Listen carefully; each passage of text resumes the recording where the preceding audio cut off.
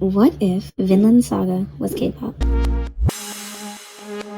Hey, I'm lithiumDUH. As you know, I've been into K-pop for about a year now, but one of my first loves is anime. I love a good shonen or romance anime, but recently I was scrolling on Netflix and came across an anime that looked really interesting. You know, like when it's summer and you're bored and you just want to watch something random? That was me, like 3 weeks ago. Anyways, I thought Vinland was just going to be your average main character's parents die, then they have a training arc and beat the bad guys, the end type anime. And well, that's kind of what it is, but on a much more philosophical and relatable level. But this is not a Vinland Saga analysis. It is me comparing two different worlds. Welcome to the first episode of Kpop Analogy. Yay! Where I compare K-pop and something else. Disclaimer, these are just my personal opinions and this is entirely for fun. This timeline includes the entire season 1 of Vinland Saga. We start off mid-war with Thor's, the Troll of Yams, who is like K-pop royalty. He is a living legend. Thor's debuted as a soloist under Yams Viking Entertainment, a small company he built from the ground up. Without him, they would not have won as many awards as they have. Main award after main award, he paved the way for the Yams all over the country. As you can see, Thor's is worthy of his title, Troll of Yams. This man is a true ace, an all-rounder, but he doesn't want to be an idol anymore. He just wants to live a regular life. But Thor's contract isn't up. He has to stay an idol until he drops. Literally. He can't even go on hiatus to take breaks. He has comeback after comeback, but he found love and has a child and doesn't want this life anymore. So during this competition show, he decides to fake his death. He swims back to his family and prepares their escape to Iceland, a place where no idol has ever debuted. But while he is trying to leave, his successful junior, Thorkell the Tall, is sulking outside of Thor's home.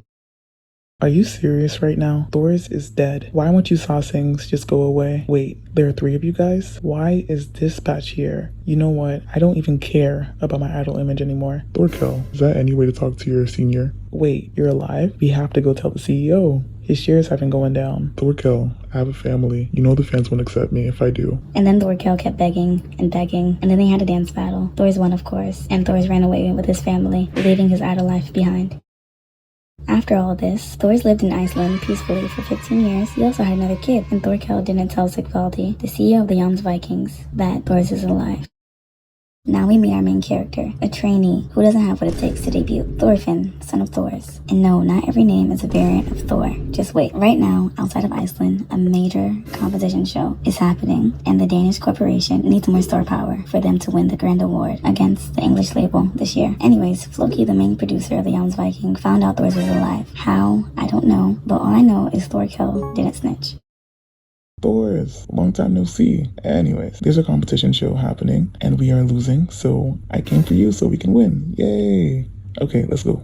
Nah, if you don't fulfill your contract, we are taking everything. Every brand award, every photo card, every album, and your goats. The goats too? Okay, calm down. I'll go. But the fans would love to see you in a group, so bring some promising trainees with you. Thorfinn heard about this and wanted to go, so he went in his father's chest and found a mama award. But then his father came and told him, Listen closely, Thorfinn. You don't have any competition. No one has any competition. There is no one who it's okay to dance battle. But Thorfinn did not want to hear all that because his father was about to go and compete with people himself. A bit after this, Thor's formed and debuted Iceland's first ever boy group, Frozen, consisting of 6 members: Ari, all-rounder; Hakon, main vocal; Mord, main rapper; Magni, the lead rapper; Grim, the maknae and lead vocal, and they are all in love with Ylva, who is Thor's daughter, and Thor's is of course the center and leader. But wait, Floki is actually a Thor's auntie. She has always hated Thor's for having such a successful debut. Floki teamed up with who people call the Thors of the 2nd gen, Askeladd. Askeladd also managed multiple boy groups and soloists while being an idol himself. Anyways, well, Askeladd and his entire company came and trapped Frozen, but surprise, Thorfinn actually got on the boat with them, and somewhat because of that, Thor's was retired. Pause real quick. Remember in 1st gen how Thor's was the ace of his generation? So Thor stopped believing in dance battles or sing-offs. So when he was battling these people, he used 20% energy, which is why he was retired. Anyways, time for the villain arc. Because Thorfinn just saw his father fall on stage right in front of him, Thorfinn leaves Frozen behind and decides to follow Askeladd to retire him. Mind you, Thorfinn is only 6. He ran away from home to become a full-time trainee on a world tour with some of the scariest boy groups out there. Thorfinn learns how to dance, sing, in hopes of dueling Askeladd and winning. You know how some idols talk about being background dancers for other idols while they were trainees? This is literally that, but Thorfinn hates Askeladd with a passion, so the dynamic is really unusual.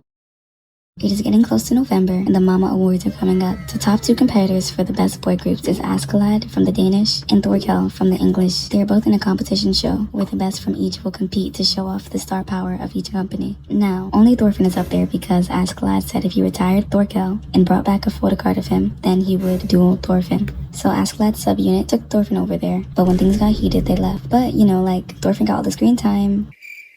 But remember, Thorkell is Thor's junior, so after hearing that Thorfinn is his son, he let him leave. And also, Thorkell is Thorfinn's uncle. Anyways, after letting him leave, Thorkell goes off to start the biggest scandal of this generation. Thorkell then kidnaps Prince Canute, the second successor of the Danish court, but this isn't to make the CEO, King Sweyn, give the award to Thorkell and his group. It's actually just because Thorkell loves being in scandals. He loves it. Dispatch heard of this and told Askeladd's subunit to join the main group and dance battle Thorkell's group. But Askeladd decided that only his subunit should do it because they didn't want to share the award. So while the Danish corporation's main group goes to fight Thorkell, Askeladd's subunit goes to perform a cover stage at the same place. They perform the same song the Danish main group is performing and outperforms them. Thorfinn is also to debut during this cover stage. The locals start to know his name and he is said to win Rookie of the Year. After their performance, they sign a rookie group called CPR, which stands for Canute, who is the visual leader, and Makne, Priest, who is the main dancer, and Ragnar, who is the lead vocal.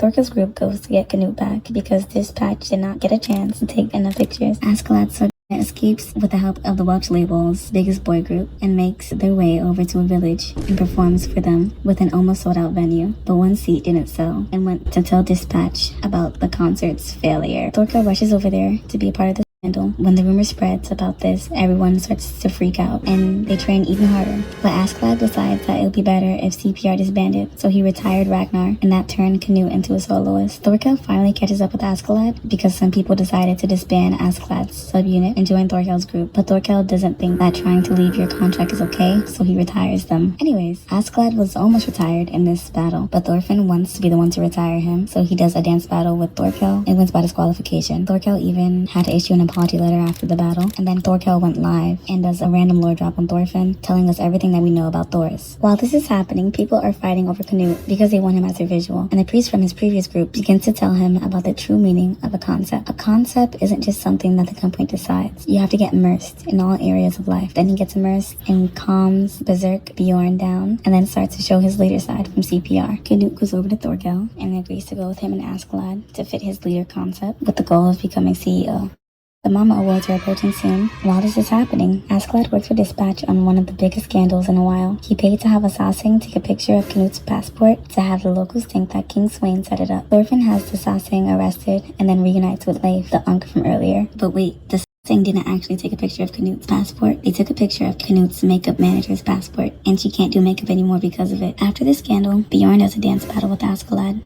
Pause real quick. This is more of a bromance thing, dying in battle is an honorable way to go. So Askeladd killing Bjorn is not a bad thing. I mean, not killing Bjorn, dance battling. Yeah, anyways. Then Askeladd immediately dance battles Thorfinn and doesn't retire him because he is his favorite junior. Then he yaps on and on about how hard it was training and debuting in the second gen. And then we get to see some of his old fan cams. But Thorfinn is so filled with rage that he doesn't care. Then his rage turns into sadness and he goes on hiatus. While Thorfinn is on hiatus, Askeladd is at a meeting with the CEO of the Danish corporation, King Sweyn. The CEO threatens Wales, which is Askeladd's mother's home country, and Askeladd did not like that. So long story short, he retired the CEO and then started doing dance battle after dance battle, sing off after sing off. He was in at least 10 competition shows during this. And Dispatch started to make scandals about how his idol image was being ruined by these shows, and he needed to issue an apology or he would have to retire. Then Thorfinn heard the rumors and his entire world crumbled because he needed to be the one to retire Askeladd to avenge his father. But when he got there, he yelled left arm when Askeladd was supposed to use his right arm for the routine, and Prince Canute used the opportunity to trip Askeladd on live TV. In a way, it's like Thorfinn lost his father twice, but Askeladd dropped some words of wisdom on him before his retirement.